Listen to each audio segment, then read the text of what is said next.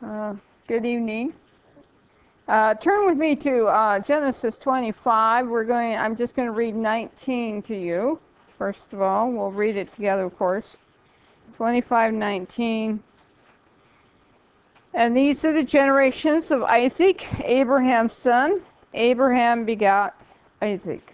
Lord, we just thank you for everything. And as we come here to humble ourselves before you and seek your perspective and ask that you honor us with your presence, Lord, and calm our running emotions or running minds. And Lord, just help us to come to a place of rest and be open to what you want us to understand tonight, Lord, because you want to speak to us through your word. You want to speak to us through examples. And so, Lord, we ask that you open us up, that you make us aware of what you are saying to us today.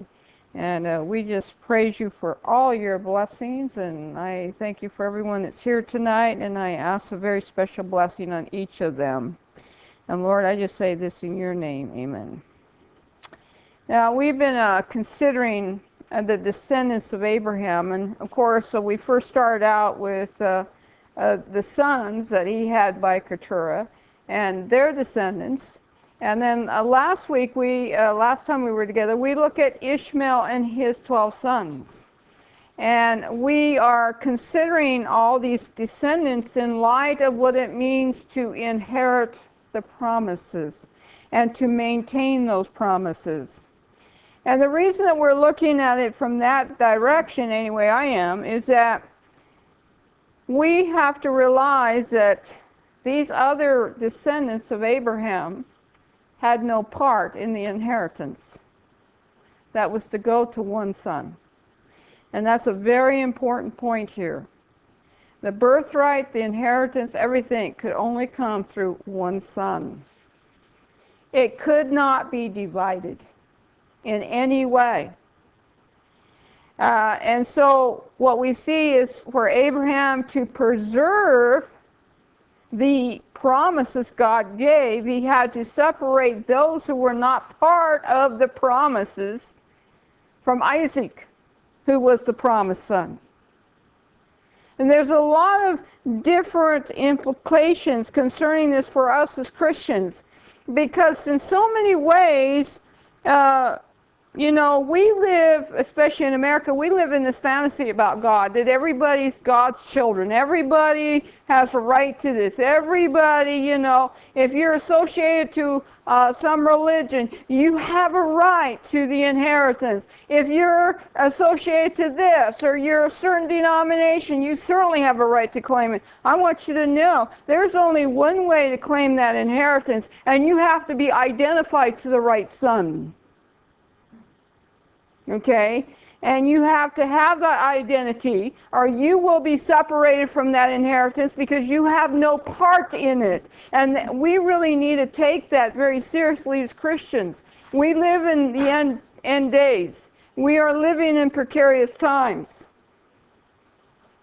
Having declarations about being close to Christ is not going to enable you to stand in these end days. You have to be identified with the only true son in which all those inheritance are coming through. And there's only one son in this whole world in which the inheritance is coming through, and it's the Son of God, Jesus Christ. And if you're not associated with the Christ of the Bible, you are going to be separated from that inheritance for eternity. It's that simple. And we have this example even in Abraham. God made Adam, but just because you come out of Adam doesn't identify you to God. It only can be identified through the Son. If a person is to be part of the inheritance, they have to be identified to the promised Son. In other words, the only people that could benefit from Isaac was his sons. Nobody else could. They had to be that birth identification, and you have to keep that in mind. And so as we look at this, we have to realize there is only one legacy that's going to come down, and this, for us Christians, is through Jesus Christ. And there has to be a birth experience. It's called being born again. Jesus says you have to be born again to inherit the kingdom of God, to be part of the legacy and the promises that only come through Jesus Christ. There has to be that birth identification. I fear for a lot of Christians because I don't know how many of them are truly born again. And if you're not born again, you have no spiritual legacy. It doesn't matter how much you go to religion or how many good deeds you have done, you still don't have that spiritual legacy. So we come now to the other part about this spiritual legacy. As Christians, we claim the promises by faith and partake of them through obedience. It's that simple. That's the only way we can be identified as the Son of God in our walk anyway. We first of all have to be born again, but we are identified to the Son of God through the walk.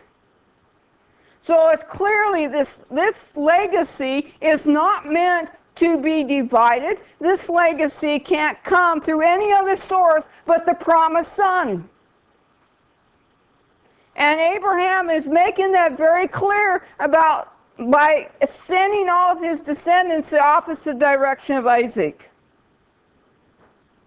Now we're going to look, and please understand, without that separation between you and that which is not of God, without that separation, you cannot also partake of that legacy. There always is going to be that separation in your life from the things of the world so you can become part of that spiritual family or that legacy. Now, as I have said, it cannot be divided, this inheritance. It only comes through one son. Now we're ready to consider Isaac's seed. What's amazing, as you all know, this is not going to be any surprise to you, Isaac had not one son, two sons. And these two sons are very important to understand, because you have to realize that only one son is going to be entrusted with the legacy. Only one son is going to be entrusted with the promises of God. Only one son can be. And so you have to keep that in mind, how important it is. If you're going to, first of all, maintain that legacy, you have to identify where it comes from and what it means to be part of it. And that's why we talk about being born again, we talk about redemption, we talk about all these things, because it's all about the spiritual legacy that comes through Jesus Christ. Now, because he had two sons, only one could possess the birthright to the promises of God. Now, as I've told you in the past, the number 2 reminds us that there will always be a contrast between that which has been promised by God and that which belongs to the world or the present age. And we're going to see that contrast in these two sons. We're going to see that a division is truly going to take place between these two sons, because that which is of the earth cannot come into agreement with that which is of God. But the problem that we see a lot of times in this type of situation is that the way that the promises are sometimes secure is not very pretty. They don't seem honorable. They fly in the face of what we consider conventional or honorable. They fly in the face of it. And what you have to understand is that they had their own code at that time. It wasn't the Bible, but they had their own code. A lot of times lying was acceptable in this code. Okay? You have to understand. There were other things that weren't acceptable, but lying was okay for the most part. So it wasn't an unusual practice to sort of adjust the truth a little bit. We see Abraham doing it. We think he's not very wise in doing it. And I don't think he was. He's called to a higher standard. But still, we see this happening. And so we're going to see some things that we think, how could they do that if they're honorable people? Where they're living within the code of that time. They're not contrary to it. And the reason that they have resorted to that is because the things of the world and the things of the flesh hinder the one that truly is called to be the heir of that legacy. It's going to stand against them. So we see them sometimes resorting to what we call base ways to get around the obstacles. And we can judge it very harshly. And what I want you to be encouraged about is don't judge it too harshly. And the reason I say that is because, do you think God was surprised when they did it outside of what we would call honorable, conventional ways? No, he wasn't surprised at all. Was he offended by such actions? No, he wasn't offended. Does it speak of unbelief? I don't know what it speaks of. I'm not in their shoes, okay? But I can tell you this much, God can use it. He can use those things that are totally contrary to what you think in a very incredible, miraculous way, because he's God. He's God. And so we're going to see one of the ways that are used today, and we can sit there and disagree with it, but it's what it is. He still uses those things to bring about his plan. Now, we learn from the example of Ishmael, the son wrought by flesh, and Isaac, the son brought forth by God, that there's always a battle between the flesh and the spirit. We are going to see that battle between these two sons as well, okay? Now, the sons of Isaac will remind us always that the opposites can never come in agreement. The opposites in one kingdom can never come in agreement, and a house divided against itself will fall. And the reason they can't come into agreement is there's no common ground in which to start from, and no agreement as to what must be done or accomplished. And Amos 3:3 says, "Can two walk together except they agree?" Of course they can't. And these two men are going to be totally opposite poles of each other. So let's look at 20, because we're going to be given some very important information here. And Isaac was 40 years old when he took Rebekah to wife, the daughter of Bethuel, the Syrian of Panaran, and the sister to Laban the Syrian. Okay, so we know right there the Syrians. That's what they called them. He was 40 years old when he married her. Okay? Now, here's the question. When did he have these sons? How old was he? How long did he have to wait? What did he have to do something? Was it automatically handed to him? Now, 40 represents a time of testing, a time of probation. It represents a time of trials. So his probation, when it came to the promises of God, started when he was 40 years old. So think about that for a little bit. So was it handed to him? Was it immediately given to him? Now I want you to understand, Isaac was a recipient of the promise given to Abraham, but would they simply be handed to him? That's what I want to ask you today. If God has something for you, is he just going to hand it to you? So let's see if there's a problem here that has to be solved. Let's look in verse 21. And Isaac entreated the Lord for his wife because she was barren. So how can he see these promises fulfilled unless he has a son. And from all appearances, his wife is barren. He's got a problem here. Is God just handing him the promises, or is he making him get on his face and pray? Okay? So he understands there's a cost in being entrusted with the promises of God. There's a cost. And is it important for you? Do you value enough to get in there and wrestle before God about him? I want to ask you that question today. Nothing gets done in the kingdom of God without prayer. And no prayer is going to mean a lot to you unless you have to wrestle before God before it. Because God is testing you as to how important that promise is to you. Because if it's not important, are you going to be faithful to it? He's not just going to hand things to you. And so he begins to entreat the Lord because his wife is barren. And what does it say? The Lord was entreated of him, and Rebekah, his wife, conceived. It was only after prayer, though. People get this idea of Christianity, and you just walk through the tulips, and God's going to bless you because you're so wonderful. It doesn't work that way.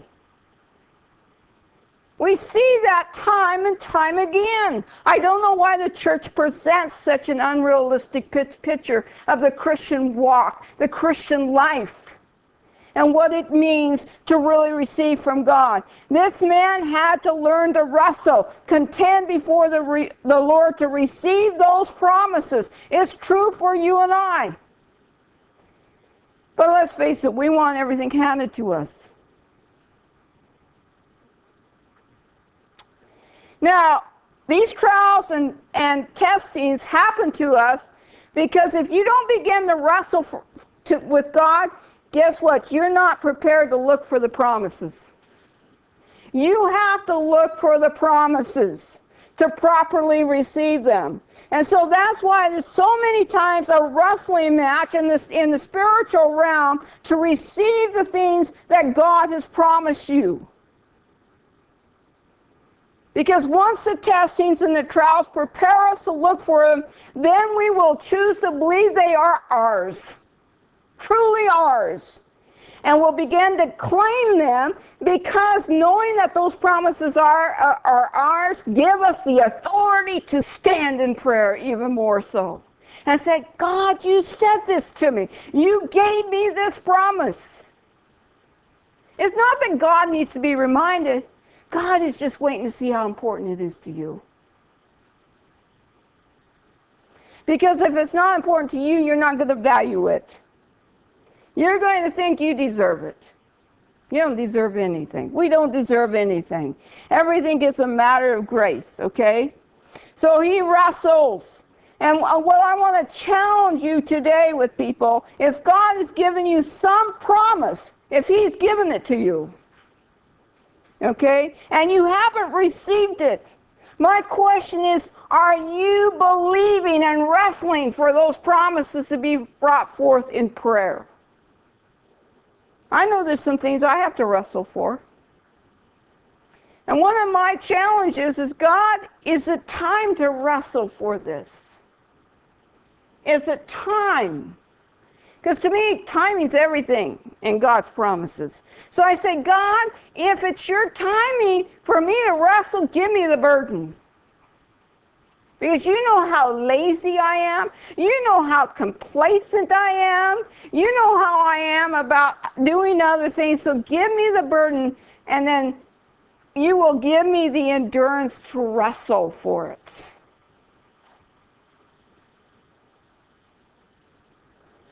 So we see he wrestles for it, and we see that, guess what? God answered his prayer, okay? You need to know God will bring forth the promises. But there's a problem right up front. You know, when we think that God is ready to bless us and the promises are coming, oh, it's so wonderful. Well, guess what? There's always a problem that comes with it. We're going to begin to see this problem. Verse 22, and the children, all of a sudden, we find children here, struggled together within her. So she knew there was a problem going on even within her womb. This is Rebecca. What did she do about it? Did she sit and fret about it, worry about it, think about it, and try to figure it out? No. Guess what she did? Now remember, this was a woman of faith. We know she's a woman of faith because she, by faith, followed Abraham's servant. We know she's a woman of faith. She understands faith. She understands how things work. We don't give her much credit, but I'm going to tell you something. Every way that she responded is a response of faith. Now I want you to look at what she did. And she said, if it be so, why am I thus? And she went to inquire of the Lord. She went to the Lord. She says, I don't understand what's going on here. So who did she go look to? She went to the Lord. She went to him. You know, people, we need to inquire of the Lord. If we don't understand things, if there's things going on, we've got to quit thinking about, worrying about, and go to the Lord. And say, what's going on here? Show me. Help me to understand. This is a real woman of faith, okay? She went to the Lord. She didn't try to figure it out at all on her own. And that's what we usually do. I don't know, I'm sure you're not guilty of that, but I have been. So she goes to the Lord. Did the Lord remain quiet with her, or did the Lord answer her? This is why. It says, ask, seek, knock. And she went to the Lord. And you know what? He answered her. And the Lord said unto her, 2 nations are in thy womb, 2 manner of people shall be separated from thy bowels, and the one people shall be stronger than the other people, the elder shall serve the younger. The Lord told her right there. He told her what was going on.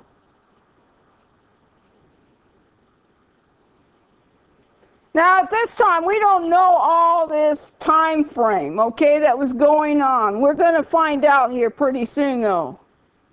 But what we see is we're given a prelude to the dispositions of these 2 sons, okay? We are showing the nature of their relationship that would exist between them. And we know now that they represent 2 different kingdoms, 2 types of inheritance, and 2 types of men. People, they represent everybody in the human race. Because there's only 2 real kingdoms. And there's only 2 types of people.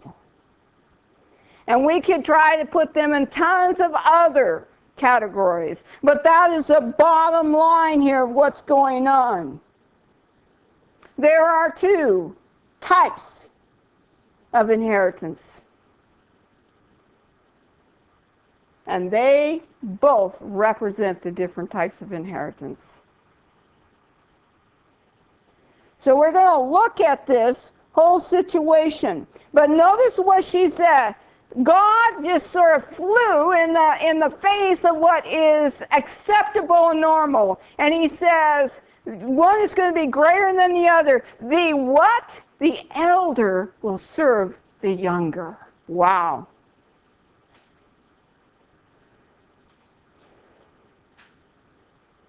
Did God entrust Rebecca with a blueprint? Yes, he did. Where's Isaac in this? Where is he seeking the Lord? He sought the Lord so she wouldn't be barren, but where is he seeking about wisdom when it comes to the heir of all of this? I don't see him, but she's seeking the Lord. She wants to understand what's going on. There is a conflict going on. So we see the Lord, Rebecca, really trying to understand this conflict in this whole thing. So look at we looked at 23, and one of the things I want you to understand is it's important to understand conflict so you know how to confront it.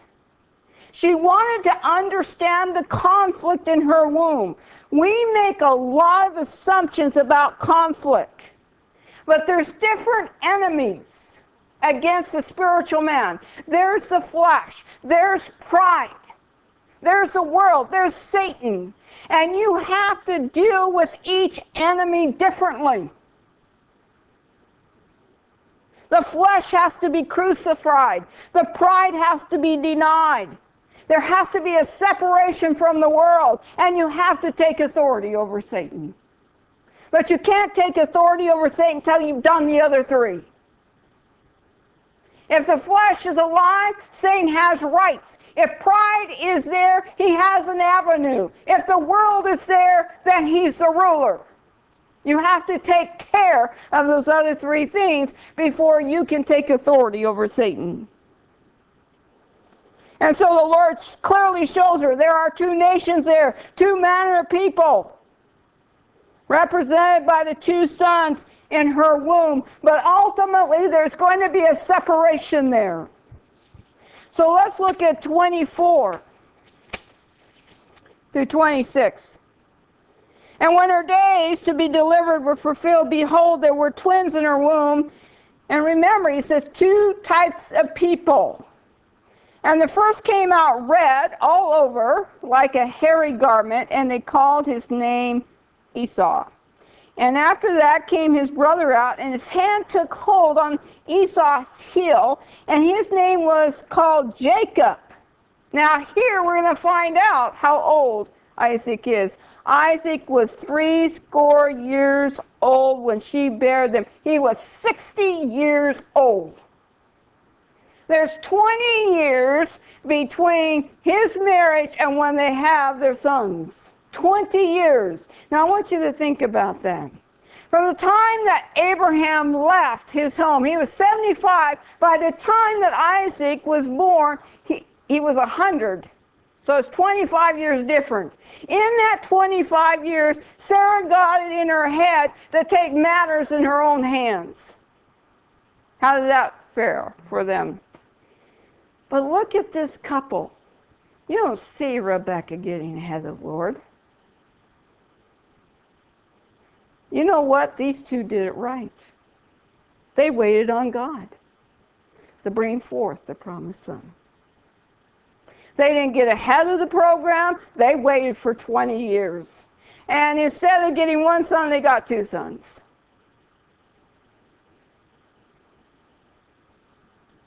So he's 60 years old at this time. Now let's look at these two sons. Esau, the oldest. He was named according to his appearances. Think about that for a minute. He came out red. Now, if you know what the word Adam means, it means red or from the earth. Does that give you an idea what kind of man he's going to be? He's going to be an earthly man. Okay? Now, if he's an earthly man, what kind of inheritance will he have? He will have an earthly inheritance.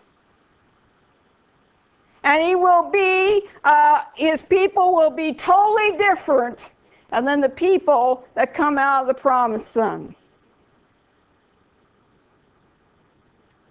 So you have to keep this in mind. So he came out and he was named according to his appearance. Now let's look at Jacob. And his name was called Jacob because of his action of grabbing the heel of his brother and trying to supplant him. That's what it means. He was trying to get up there and supplant himself past his older brother. So you have one whose name is based on appearance and one whose name is based on action. So tell me between those two who represents substance. It's going to be the one with action. And when you think about Jacob, here he is wrestling. He's wrestling right from the womb. For what? What is he wrestling for? Now, did that come in handy down the line? You bet it did. We'll see that in Genesis 28. But he was a wrestler before he came out of the womb. That's what a lot of people don't seem to understand about him. He was not willing to accept his position. He had substance. So let's go on and see.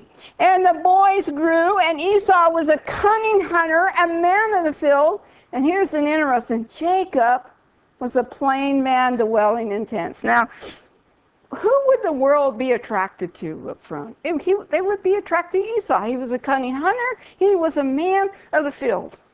Here's Jacob, a man of the tents. That doesn't make sense. Doesn't make sense. But you know, I looked up the word plain, and I have to admit it shocked me. Because I think the plain, a plain idea, a plain man, was that there wasn't much to him. He's just plain.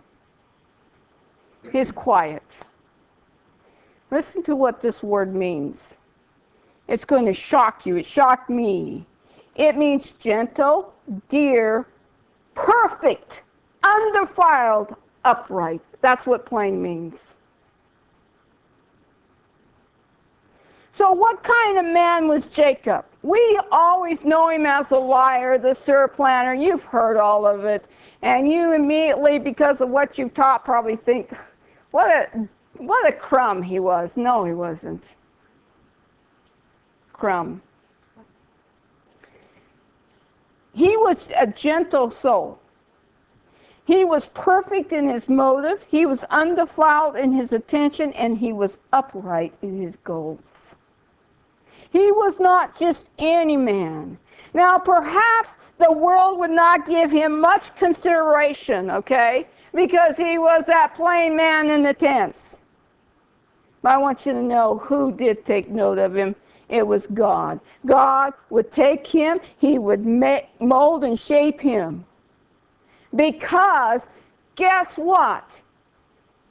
That man in the tents had character that God could use. The other one didn't. The other one had appearance, but Jacob had substance.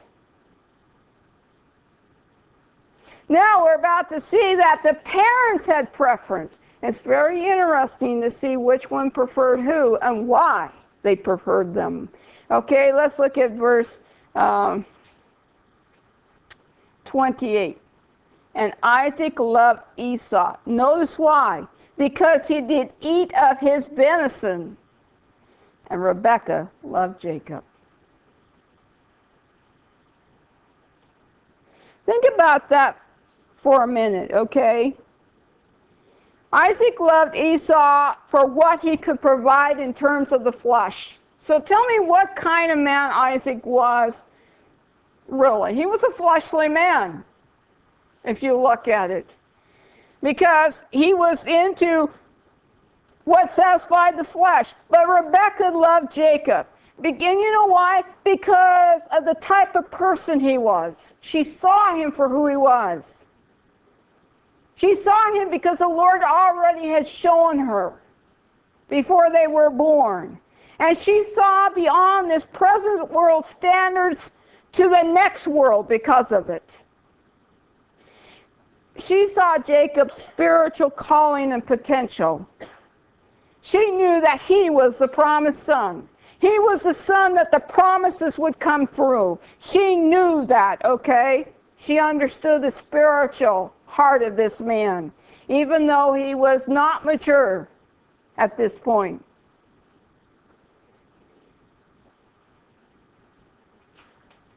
This man may not have been a man of the earth, but he was a man who one day would be entrusted with the promises attached to the spiritual legacy. And my question is, are we attached to the spiritual legacy? Now we're about to see the two characters of these brothers expose itself. Now, because we don't usually have the right understanding of these two men, we usually do not see really what's going on here. There's a lot more going on here than most people realize, because they just take what he's doing, what Jacob does, without understanding the man himself. And so we're going to look at the actions that everybody knows about. And Jacob sawed pottage, and Esau came from the field. This is in verse 29, and he was faint. Esau was hungry, in other words. And Esau said to Jacob, "Feed me, I pray, with that same red pottage, for I am faint." Therefore was his name called Edom. This is where Edom came out of. The Edomites, okay? And Jacob said, "Sell me this day thy birthright." This is very important. And Esau said, "Behold, I'm at the point to die. What profit shall this birthright do to me?" Jacob said, "Swear to me this day." And he swore unto him, and he sold his birthright unto Jacob. Now, people do not understand the birthright, but the birthright had to do with legacy. And what it had to do with was the Messiah, the lineage of the Messiah. Now, what we see here with Esau is he was a now person. He was hungry, and he didn't care what he had to sell to eat. He thought he was dying, and I'm sure he wasn't, okay? But he was exaggerating. Do you think Jacob knew how base his brother was? Of course he knew how base he was. He said, "Sell me your birthright." He says, "I'll do it." They said that this really was lentils. I don't know if that's true or not. I've heard it more than once. I think it's in the side of your text there. But lentils. Oh, verse 34, okay. It's lentils, she said. Anyway, yeah, it's in 34, it's there. But anyway, so he sold himself for what? Some beans, basically. Sold his birthright. And so tell me, how valuable was this spiritual legacy? If people are of the world and are now and not spiritually inclined, guess what? It's not going to count for anything, because legacy has to do with the future, not now. Having the legacy, maintaining the legacy. I do everything today in light of my legacy I'm going to be realized in the future, not today. Esau was not a man with any vision past his belly and past the day. He did not value this birthright, which was established between God and his grandfather Abraham. He didn't care about it. He had no inclination towards it. He was a fleshly man, so he didn't value it. He didn't care about the unseen promises of God. He didn't care that there was a certain legacy that would come out later on in the form of Jesus Christ that would save the whole world and change everything for mankind. He didn't care about that. But Jacob, he cared. Jacob valued that birthright. He wrestled for it even from the womb. He waited for an opportunity so he could buy that birthright and have it for himself. That was the man he was. He knew his brother would sell it because it wasn't important to him. But it was important to Jacob. How important is your birthright? How important is that spiritual legacy that you have through Christ to you? You know what's sad? So many people sell it for lentils. And they're still doing it today. Jesus put it best. What does a man profit if he gains the world but sells his soul? We can easily do it without even realizing it. By making the world more important than God. By making our now, today, more important than eternity. It's what we value.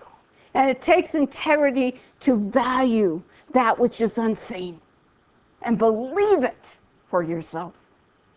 And Jacob believed it for himself. He wanted to be part of that spiritual legacy. And guess what? He is today. In fact, a whole nation is named after him.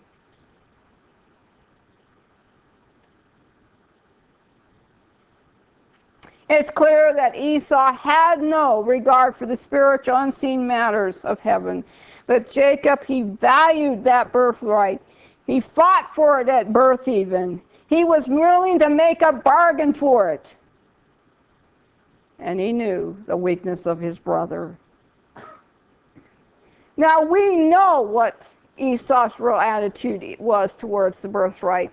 We're going to look at that. It's not going to be my words, it's going to be the Bible's words. I want you to look at 34. Then Jacob gave Esau bread and pottage of lentils, and he did eat and drink, and rose up and went away. Notice what his actions showed. Thus Esau despised his birthright. He despised it. It was a nuisance to him. It had no significance or value to it. Hebrews 12:16 describes Esau in a very powerful way. It says, lest there be any fornicator. It's clear God saw him as a fornicator. Someone who was a whoremonger with the world. And then he goes on, a profane person is Esau. He was an unholy person.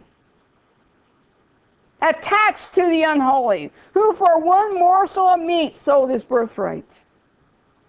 We're going to look at it even more because there's a greater indictment that comes against Esau. And we're going to look at that when we get to that point. Now this message is about maintaining the promises of God. And we have to see through this whole example that we have to value our birthright, our legacy attached to Christ more than anything else. We have to value it. We have to avoid regarding our legacy as an inconvenient matter because it's going to require us to step outside of identification with the world to become identified with that which is unseen. It can become very inconvenient when it won't serve our flesh. We cannot afford to be spiritual fornicators in our loyalties or unholy in our attitude towards God and His promises. And it's easy to do in these bodies with the world all around us. But this is a powerful message to us today. We see how we have to fight for those promises. We see we have to value those promises. We have to be willing to wrestle for those promises. When we have to be willing to barter, if that's what it takes, to possess those promises. Not with the devil, but with the fleshly man in ourselves. Because Esau is us when we're not regenerated. He's us when our minds are not transformed. He's us when we have not taken control over our members of our body. He is us. And we're always walking very close when Esau is raising up in us of despising our birthright because of what it might cost us.